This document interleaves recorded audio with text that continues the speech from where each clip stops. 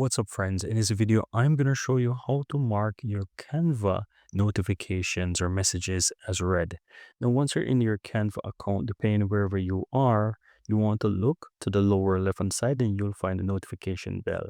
Just click on it, and here you'll find all your notifications. You can click on a single notification or hover over a single notification, and you will find a little check on the upper right. You can click it and mark it as read.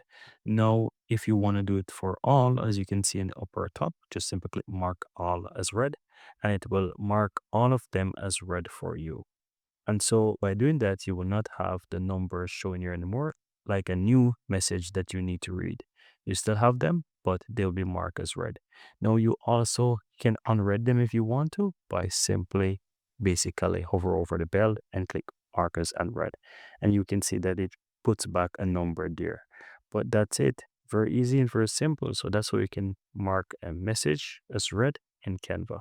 Very easy and very simple.